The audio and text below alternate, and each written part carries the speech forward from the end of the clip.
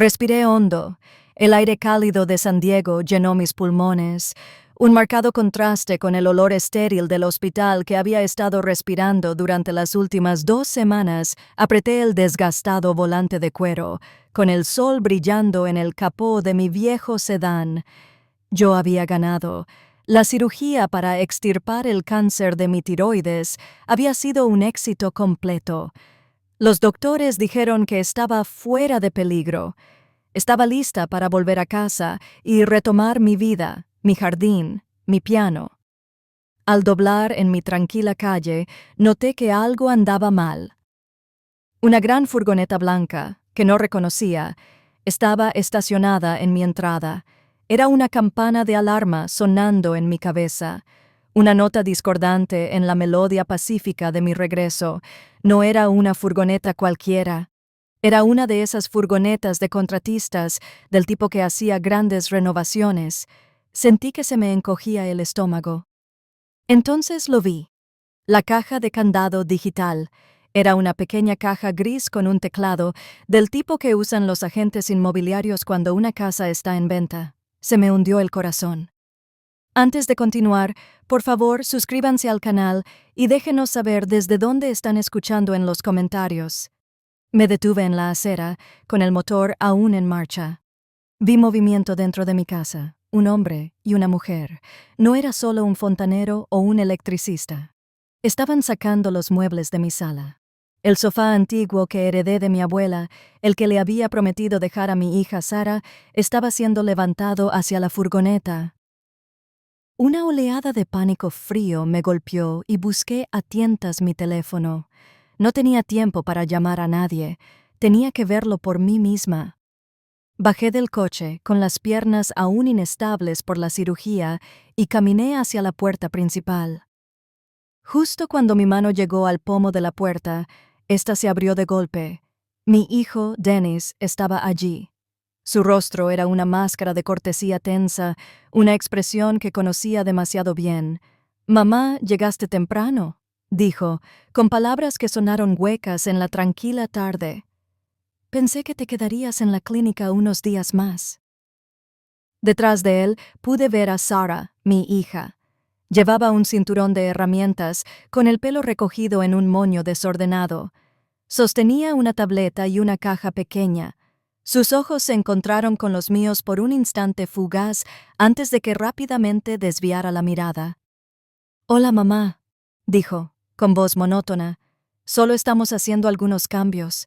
Solo un poco de mantenimiento de la casa mientras estabas fuera».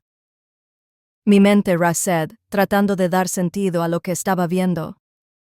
Mi sofá había desaparecido. Mi casa estaba llena de extraños, y mis hijos estaban allí parados, con rostros indescifrables. «¿Qué está pasando, Dennis?», pregunté, con la voz temblorosa. «¿Qué es todo esto? Esto no es mantenimiento del hogar. Esto es una invasión». Dennis suspiró. Un sonido largo, exasperado, como si yo fuera la que no era razonable. «Mira, mamá, es complicado. Solo estamos tratando de ayudar». Sara pasó junto a él y mostró la tableta. «Hemos actualizado toda la casa a un sistema inteligente. Solo necesitas escanear esto para obtener los nuevos códigos de acceso».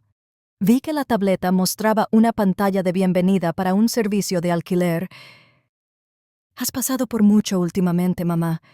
Necesitas concentrarte en tu recuperación. Necesitas descansar».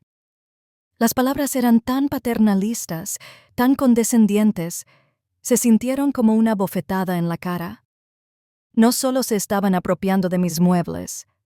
Estaban tomando el control de mi hogar, de mi vida.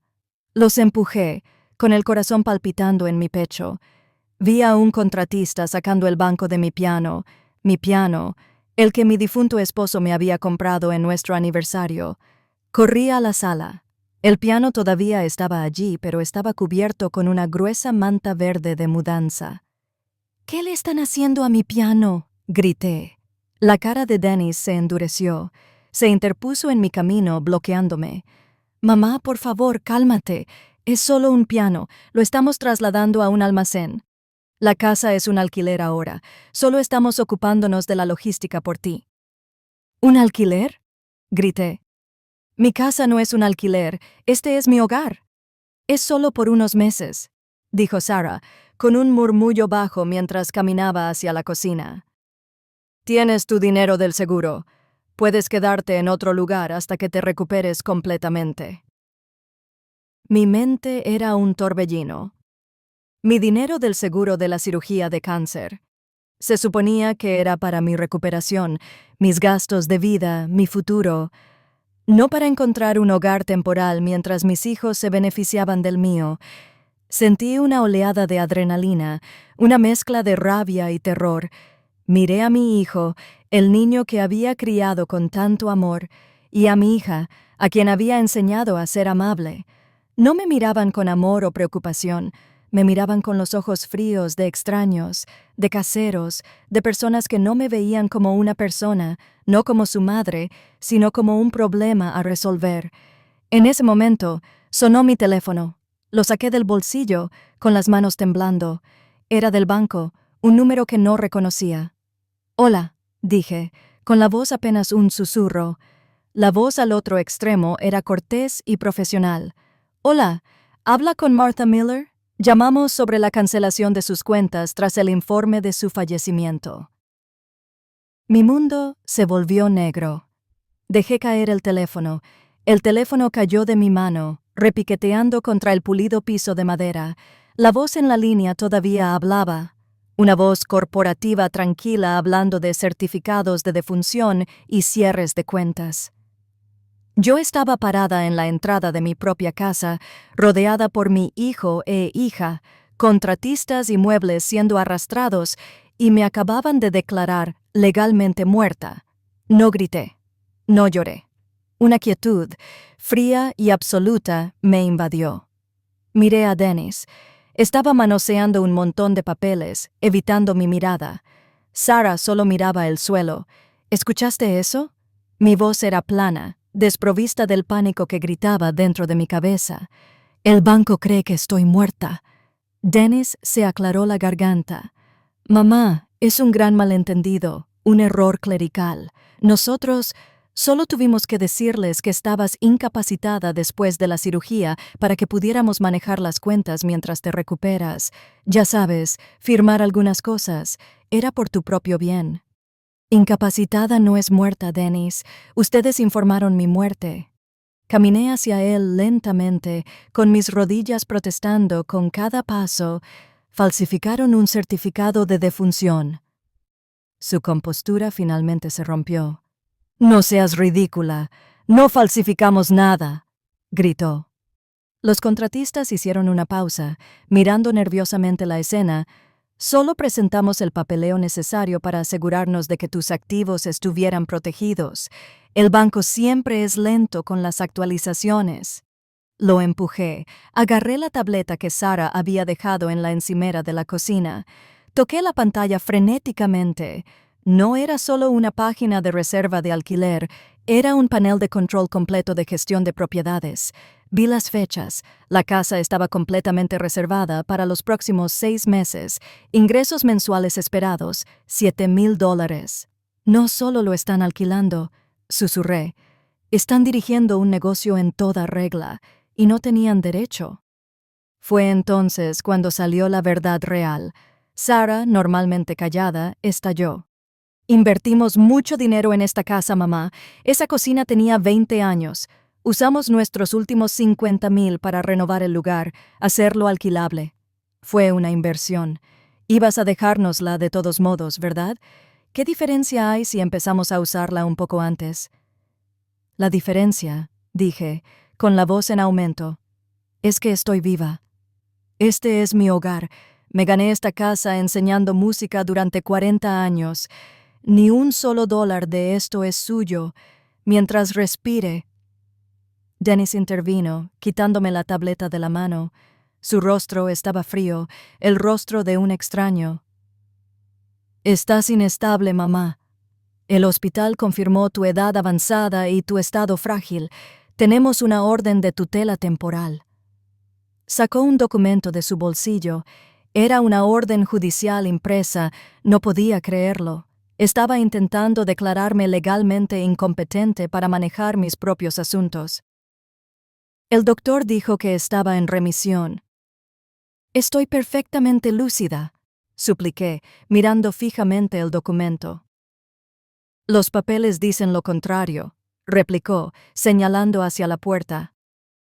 Necesitas irte, Martha. Estás invadiendo una propiedad bajo gestión temporal. La picadura de que me llamaran intrusa en mi propia casa fue peor que el dolor de la cirugía. Me negué a moverme. Me mantuve firme justo en medio de mi recibidor. Entonces Dennis hizo algo que nunca olvidaré. No me empujó.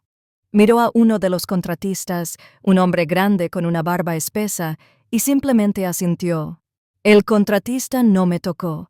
Solo caminó hacia mí con una mirada escalofriante de obligación profesional. No dijo una palabra, pero el mensaje era claro. Era una amenaza física silenciosa. Vi el poder bruto en su postura, y mi cuerpo postoperatorio supo que no podía luchar. Retrocedí, tropezando con la nueva alfombra de Aria. Me di cuenta de que el horror no era solo por el dinero. Ellos querían que me fuera. Querían borrarme. Básicamente, habían intentado matarme legalmente para reclamar su herencia antes de tiempo. Me retiré, no por miedo, sino por absoluta necesidad estratégica. Agarré las llaves de mi auto, dejando mi maleta, mi bolso, todo. Conduje unas cuadras, me estacioné a un lado de la carretera y finalmente dejé caer las lágrimas. Estaba sin hogar, legalmente muerta y traicionada por mis hijos, todo en el lapso de 1 hora. Lo primero que hice después de componerme fue llamar al señor Wallace, el abogado jubilado de mi difunto esposo. Sabía que no podía luchar sola, necesitaba un plan inteligente y devastador. El terror frío de la llamada del banco se había desvanecido, reemplazado por una claridad ardiente y enfocada. Ellos pensaban que estaba muerta. Le habían dicho al mundo que me había ido. La conmoción no estaba solo en la traición, estaba en la absoluta y escalofriante finalidad de sus acciones. Esto no era solo cuestión de dinero o un esquema de alquiler, era un intento de borrar mi existencia legal. Finalmente llegué al estacionamiento de una pequeña cafetería a unas 10 millas de mi vecindario. El auto, mi santuario, olía ligeramente a antiséptico de hospital, un recuerdo de la vida que acababa de luchar por mantener. Necesitaba actuar rápido antes de que Dennis y Sarah pudieran finalizar los documentos necesarios para cobrar mi fallecimiento. El abogado de mi difunto esposo, el señor Wallace, se había jubilado hacía 5 años, mudándose al norte, a Mendocino, pero todavía tenía el número de su ex asistente. Clara Ara era inteligente, orientada a los detalles y odiaba la injusticia.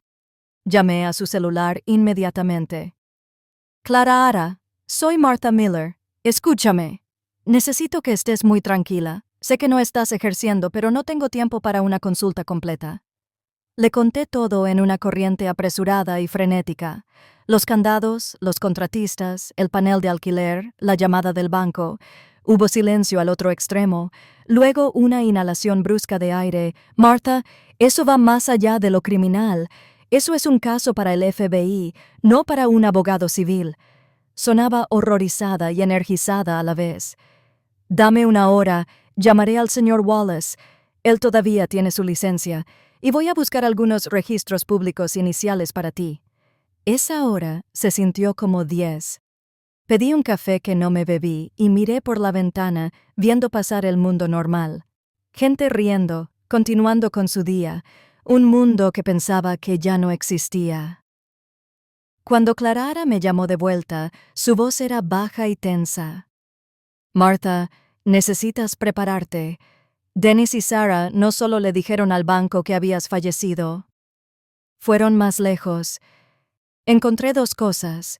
Primero, un aviso de reclamación sobre tu propiedad presentado recientemente, transfiriendo la escritura bajo una cláusula de certificado de supervivencia, lo que significa que afirmaron que habías fallecido y la casa revertía automáticamente a ellos como inquilinos conjuntos. Y segundo, su voz se quebró un poco. presentaron un certificado de defunción en la oficina de registros del condado 2 días después de que ingresaste al hospital. El aire salió de mis pulmones. Un certificado de defunción falso. No fue un error, era un asesinato premeditado y calculado de mi identidad. Hay más, Martha. Revisé los registros locales del cementerio. Reservaron una parcela. Y hay un pequeño marcador colocado esta mañana con tu nombre y una fecha de defunción. Es un marcador de parcela temporal, pero está ahí. Mis manos se aferraron al borde de la mesa. Me habían dado un funeral sin mi cuerpo. Habían escrito mi obituario, cerrado el libro de mi vida, todo mientras yo luchaba por sobrevivir al cáncer. La traición no era solo financiera. Era un ataque vicioso y devastador a mi derecho a simplemente ser. Está bien, dije, con la calma regresando. Pero esta vez era la quietud antes de la tormenta. Luchamos contra el fuego con luz, no con su oscuridad. Clara entendió al instante. El señor Wallace está dentro. Está furioso. Dice que la prioridad inmediata es presentar una moción de emergencia ante la Corte Superior de San Diego para invalidar la transferencia de la escritura y la orden de tutela por fraude y por el hecho de que estás demostrablemente viva y competente. Bien, respondí.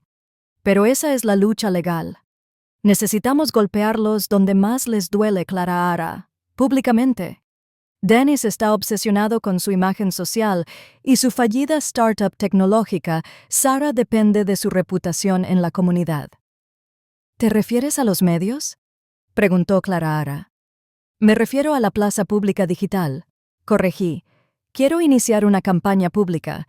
Quiero que la gente vea el rostro de una mujer de 65 años que fue asesinada por sus propios hijos por una casa.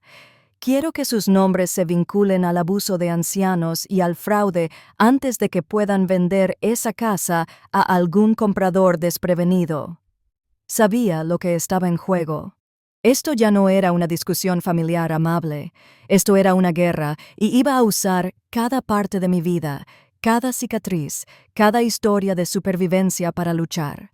La batalla acababa de comenzar y el primer disparo se hizo no en una sala del tribunal, sino en línea. Había terminado de ser la víctima. Iba a convertirme en la pesadilla que se merecían. El café se había enfriado y el sol se inclinaba hacia el horizonte del Pacífico, proyectando sombras largas y afiladas a través del estacionamiento. No solo estaba planeando una demanda, estaba tramando una estrategia para reclamar mi identidad y, francamente, entregar la justicia que Dennis y Sarah merecían. Esto necesitaba ser más que solo recuperar la casa, tenía que ser innegable. Clara, la ex asistente de mi difunto esposo, me llamó de vuelta, su voz ahora completamente profesional, el horror reemplazado por un enfoque clínico. Está bien, Martha. El señor Wallace está preparando la solicitud de medida cautelar de emergencia. Estamos impugnando la tutela por motivos de fraude y presentando tus registros médicos actuales, los que prueban que tu cáncer está en remisión y que estás completamente lúcida. Bien, confirmado. ¿Pero qué hay de la transferencia de la escritura y el certificado de defunción falso? Ahí es donde se complica, admitió. La cláusula de certificado de supervivencia que usaron significa que evitaron el tribunal de sucesiones, lo cual es un delito grave. Explotaron el sistema. El señor Wallace está vinculando el certificado de defunción falsificado directamente a la transferencia de la escritura. Por eso necesitamos una prueba concreta de que estaban actuando de mala fe, no solo administrando la propiedad como alegan. Tengo la prueba, afirmé con firmeza. El calendario de Airbnb. Vi el panel antes de que Dennis tomara la tableta. Mostraba reservas para los próximos 6 meses y una ganancia de unos $7,000 al mes. Eso es prueba de una empresa financiera, no de mantenimiento temporal. El tono de Clara se agudizó. Eso es oro, pero necesitamos una copia, te han bloqueado el acceso. ¿Puedes volver a entrar? Pensé en la caja de candado digital, el teclado y la fría eficiencia del contratista que me había sacado en silencio. No, físicamente no, pero instalaron un sistema doméstico inteligente nuevo. Dennis es programador. Yo le enseñé todo lo que sabe sobre código y sobre música. La música es código, Clara. Es secuencia y patrón. Puede que tenga 65 años, pero no soy analfabeta digital. Mi plan comenzó a formarse, un contraataque complejo digno de una fuga de Bach. Conduje a la tienda de electrónica más cercana y compré una computadora portátil básica, un cable Ethernet largo y una herramienta simple de monitoreo de red. Sabía el SAD y la contraseña predeterminados para el Wi-Fi en mi casa. Dennis no había sido lo suficientemente inteligente como para cambiar la configuración inicial que instaló hace 3 años. Esa noche, bajo la cobertura de la oscuridad, estacioné mi auto 2 casas más abajo. Me arrastré entre los arbustos hacia el lateral de mi casa, por donde entraba la línea del cable. Encontré la caja de utilidades exterior fácilmente accesible y con la precisión de un ladrón, empalmé temporalmente mi propia línea de red. Ahora estaba en mi propia red, la que mis hijos creían que poseían. Usando la computadora portátil, pude acceder al registro del router. Dennis había cambiado el código de acceso interno, pero el router aún guardaba fielmente un registro de cada dispositivo que se conectaba. Busqué en los registros hasta que encontré el dispositivo etiquetado como Dennis iPhone Pro, y allí lo encontré. El historial de inicio de sesión reciente en el sitio web de gestión de propiedades. Con el corazón hundido, miré los registros financieros.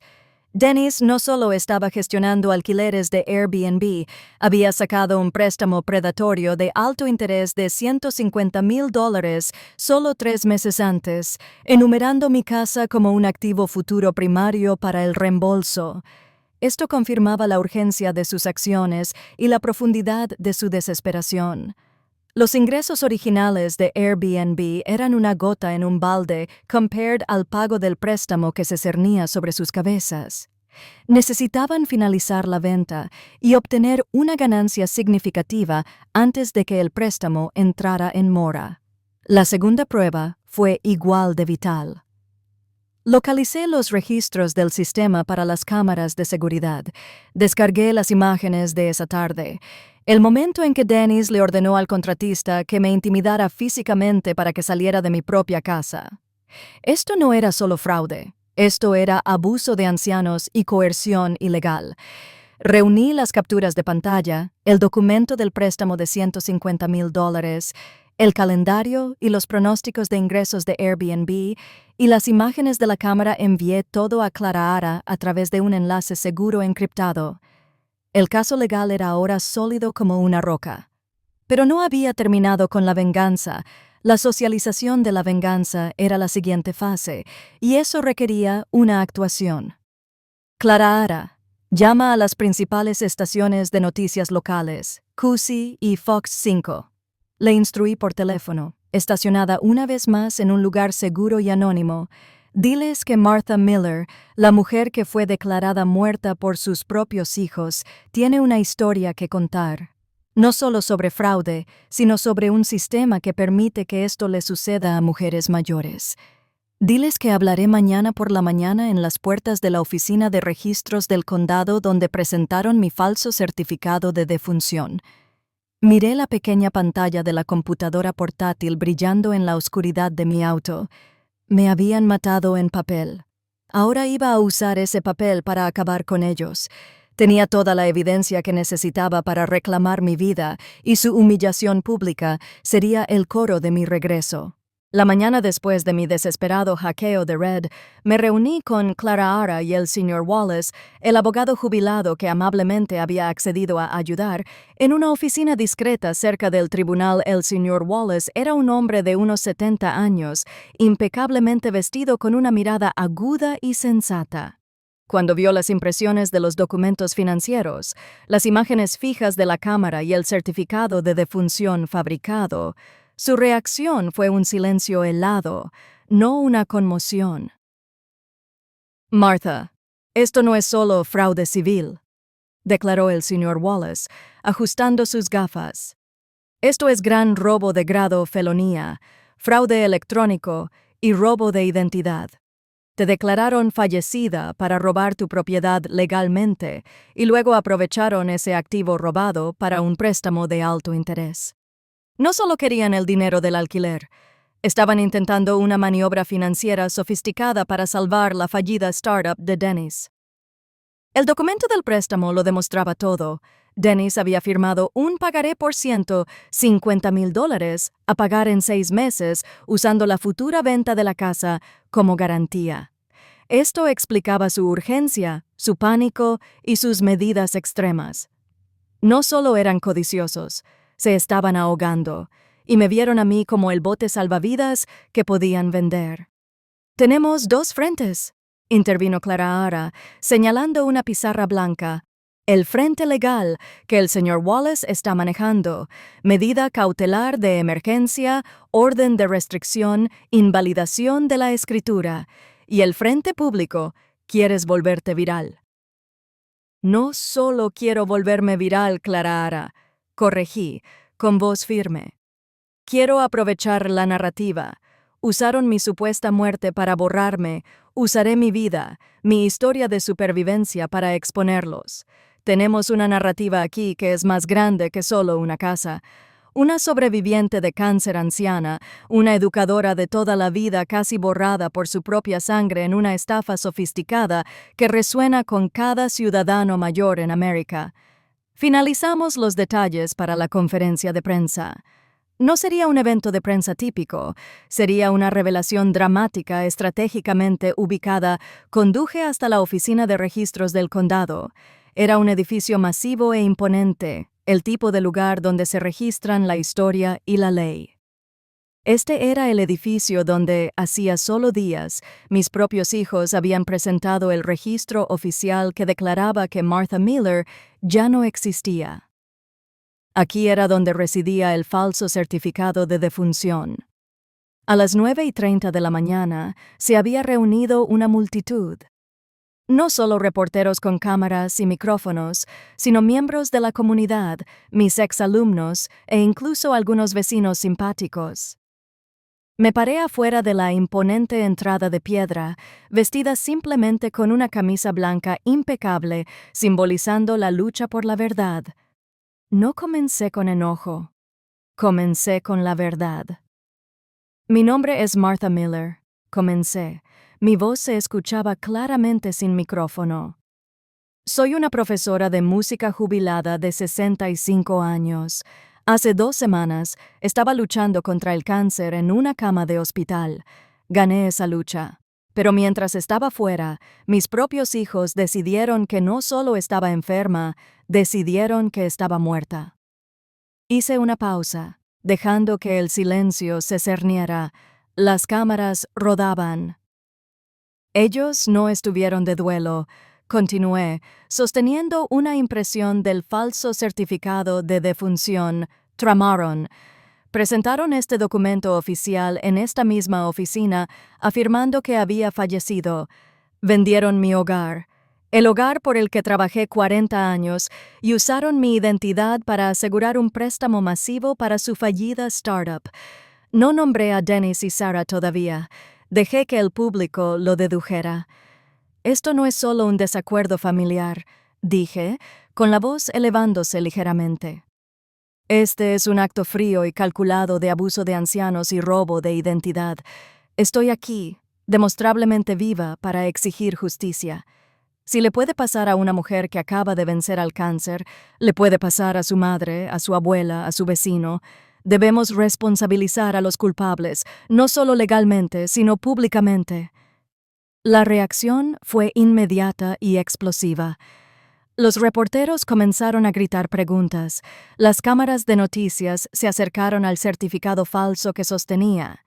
En cuestión de 1 hora, la historia era la principal en todos los medios de comunicación locales. El titular era ineludible: profesora jubilada declarada muerta por sus propios hijos en un esquema de robo de casa. Más tarde esa tarde, un correo electrónico frenético llegó a la bandeja de entrada de Clara era de Sara. No era una disculpa, era una amenaza. Nos estás arruinando, madre. Retira esos videos o enfrentarás cargos por difamación. No tienes idea de lo que has desatado. Pero era demasiado tarde. Yo había desatado la verdad y el mundo estaba escuchando. El plan funcionaba a la perfección. La vergüenza y la presión pública ya se estaban acumulando, añadiendo un poderoso martillo no legal a la medida cautelar que el señor Wallace estaba a punto de presentar. Mi corazón dolía, pero mi determinación era firme. Ellos me querían callada y muerta. Yo iba a ser ruidosa y viva. El contraataque fue rápido y abrumador. Mi historia, la viuda declarada muerta, pasó de ser una noticia local a una sensación nacional en 24 horas. Mi teléfono, que había reemplazado y configurado con un nuevo número temporal, sonaba constantemente. Los correos electrónicos inundaban la bandeja de entrada segura de Clara, en su mayoría de grupos de defensa y otras víctimas de abuso de ancianos. Pero las reacciones más satisfactorias vinieron de Dennis y Sarah. El señor Wallace presentó la medida cautelar de emergencia esa tarde, exigiendo una congelación inmediata de la transferencia de la escritura y una audiencia formal para abordar el certificado de defunción fraudulento. Esta maniobra legal, combinada con la protesta pública, golpeó la reputación de Dennis como una bola de demolición. Su fallida startup, que desperately trataba de mantener a flote, se vio instantáneamente manchada. Los inversores se retiraban. Sus redes sociales, donde había cultivado una imagen de innovador tecnológico filántropo y exitoso, estaban en llamas con comentarios llamándolo monstruo y ladrón. Sarah también estaba sufriendo. Estaba involucrada en una fundación artística comunitaria de alta gama, y su nombre estaba siendo eliminado de cada lista de eventos benéficos. La presión se volvió insoportable. Tarde esa noche conduje de regreso a mi calle. No iba a entrar, pero necesitaba observar. Vi el carro caro de Dennis estacionado desordenadamente, y voces fuertes y frenéticas salían de las ventanas. Estaban peleando, culpándose mutuamente por la catástrofe. «Tú fuiste quien insistió en el certificado de defunción», gritó Dennis con voz rugiente. «Y tú fuiste quien firmó el préstamo sin leer la letra pequeña», chilló Sarah. «Esa tasa de interés de $150,000 nos va a aplastar». Escuché desde las sombras, catalogando sus confesiones. Esta era mi prueba, la capa final de evidencia que necesitaba para el informe policial. Me di cuenta entonces de la profundidad de su desesperación financiera. Habían estado contando con la venta de esa casa para sacarlos de la ruina. No solo había expuesto un esquema codicioso, había volado por los aires toda su precaria vida financiera. A la mañana siguiente, recibí un mensaje de texto escalofriante en mi teléfono temporal. Era de Dennis. «Mamá, necesitas detener este circo. Podemos resolver esto en privado. Te devolveremos la casa, pero tienes que firmar un acuerdo de confidencialidad. Nos debes al menos eso por las renovaciones». Se me heló la sangre. Yo les debía a ellos. Su audacia era impresionante. Inmediatamente reenvié el mensaje a Clara y al señor Wallace. «No respondas», instruyó el señor Wallace. «Este es su pánico hablando. Están admitiendo el crimen. Pero necesitamos una cosa más, la escritura de la parcela del cementerio». Así me di cuenta de que esta era la única pieza de evidencia que solidificaba visual y emocionalmente su intención maliciosa. El falso certificado de defunción era papel. La parcela era una prueba concreta de su intento calculado de deshacerse de mí. Conduje al cementerio esa tarde. Era un lugar hermoso y tranquilo. Encontré la sección que Clara había investigado. Allí estaba, un pequeño marcador de metal simple clavado en el suelo. Era temporal, a la espera de la lápida oficial, pero la inscripción era legible. Martha Miller, Amada madre y esposa, 1958-2023. Ver el marcador, ver mi nombre y mi fecha de muerte falsa, me golpeó con una nueva ola de dolor, pero también con una furia inquebrantable. Literalmente habían planeado mi entierro. Tomé varias fotos, una prueba clara y de alta resolución de su acto definitivo de traición. Mientras me iba del tranquilo cementerio, vi un auto familiar acercarse. Era Sara. Me vio instantáneamente parada justo al lado de la parcela que llevaba mi nombre. Parecía como si hubiera visto un fantasma. Saltó de su auto, corriendo hacia mí, con el rostro contraído por la ira y el miedo. ¿Qué haces aquí? ¿Estás tratando de atormentarnos? Estoy visitando mi tumba, Sara, respondí con calma. Dime, ¿al menos te gustaron las flores que pusieron aquí? Intentó arrebatarme el teléfono, pensando que todavía estaba tomando fotos. Rápidamente lo protegí. Estás loca, mamá. Estás completamente fuera de control. Necesitas ayuda. No, Sara, dije, con la voz cortando su pánico. Estoy perfectamente cuerda. Estoy viva. Y tú y Dennis son criminales. Sé sobre el préstamo de $150,000. Sé sobre el falso certificado de defunción. Tengo las fotos de esta lápida. Se acabó. Ella se quedó paralizada, con los ojos muy abiertos por la realización de que yo sabía la extensión total de su engaño. Se abalanzó de nuevo, pero la esquivé. Mis reflejos de recuperación de la cirugía fueron sorprendentemente rápidos. Falló, tropezando con la tierra recién removida de la parcela temporal. Usé ese momento para alejarme, dejándola parada sola, histérica, junto a la tumba que había cavado para mí. Tenía la pieza final de la evidencia, la prueba simbólica y literal del plan monstruoso de mis hijos. Era hora de que el sistema de justicia interviniera. Mi venganza ya no era solo sobre la humillación pública, era sobre consecuencias criminales. El aire en la pequeña oficina del señor Wallace se sentía eléctrico. Acababa de mostrarles a él y a Clara Ara las fotos de la lápida temporal con mi nombre y mi año de muerte fabricado. La imagen de ese marcador anidado tranquilamente en la hierba verde del cementerio silenció incluso al abogado experimentado. Un certificado de defunción falso es fraude, dijo finalmente el señor Wallace, con voz tranquila pero intensa.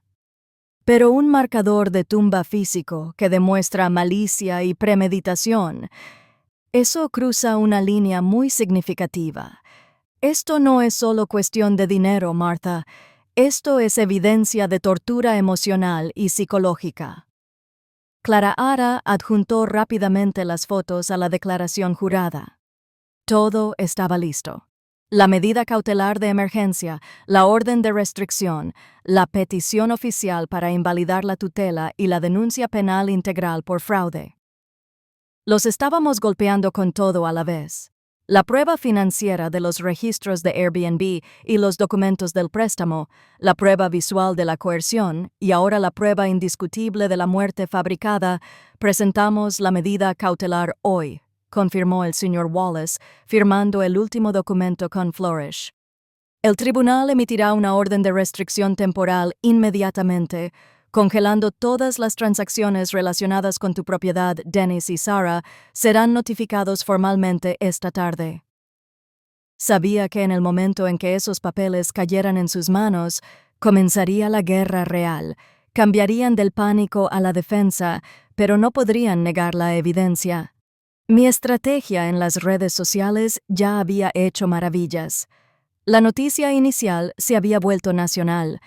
Mi teléfono no dejaba de sonar con mensajes de apoyo y se solicitaban innumerables entrevistas.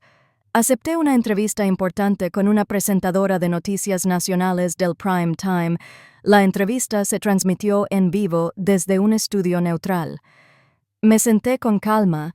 La cámara se enfocó en mi rostro, que mostraba la resiliencia de una sobreviviente de cáncer. La presentadora, una periodista conocida llamada Diane, comenzó suavemente. Martha, cuando entraste en tu hogar y te diste cuenta de que tus hijos te habían declarado muerta, ¿cuál fue el primer pensamiento que te vino a la mente?, preguntó Diane. Me tomé un momento, dejando que la emoción creciera antes de hablar. No fue enojo al principio, fue una aterradora sensación de ser borrada. No solo querían mi casa, querían robarme mi historia, mi historial y mi futuro. Querían eliminar a Martha Miller de la existencia para poder cobrar una ganancia rápida. Luego vino el golpe contundente. Mucha gente lucha por comprender la profundidad de esta traición. ¿Puede mostrarnos la prueba más impactante que ha encontrado? Asentí, mirando directamente a la cámara. Clara Ara, que estaba fuera de cámara, mostró la fotografía en la pantalla detrás de mí. Era la foto del marcador del cementerio. Esta es mi tumba, dije simplemente. Ellos presentaron el certificado de defunción y compraron esta parcela. Literalmente planearon mi entierro. Enterraron a la madre que los crió, a la maestra que educó a miles de niños, mientras yo todavía luchaba por mi vida en el hospital. Esto no se trata de un malentendido. Este es un intento deliberado, vicioso y a sangre fría de cometer un homicidio de identidad. La imagen y mis palabras crearon un silencio inmediato en el estudio. Era el clímax de la revelación pública. La nación vio una confirmación visual del monstruo en que se habían convertido mis hijos. En cuestión de minutos de la transmisión, Clara recibió varias llamadas frenéticas. Una era de un abogado que representaba a la empresa de préstamos predatorios. Ahora estaban profundamente preocupados por la legalidad del préstamo de $150,000, que se basaba en una garantía fraudulenta, una casa que pertenecía a una persona demostrablemente viva. Querían distanciarse inmediatamente. La segunda llamada fue la más significativa, era de la oficina del fiscal del condado de San Diego. La presión pública, combinada con la evidencia irrefutable que el señor Wallace había presentado, era demasiado para ignorar. Confirmaron que estaban iniciando una investigación penal completa sobre Dennis y Sarah por robo de identidad con grado de felonía, abuso de ancianos y fraude. Este fue el punto de inflexión. Hasta ahora había sido una disputa civil. Ahora mis hijos enfrentaban tiempo en la cárcel. Terminé el día agotada pero satisfecha. Sabía que mi equipo legal estaba listo y la opinión pública estaba firmemente de mi lado. Había convertido su mayor mentira, mi muerte, en el arma más poderosa contra ellos. Estaba viva y iba por justicia.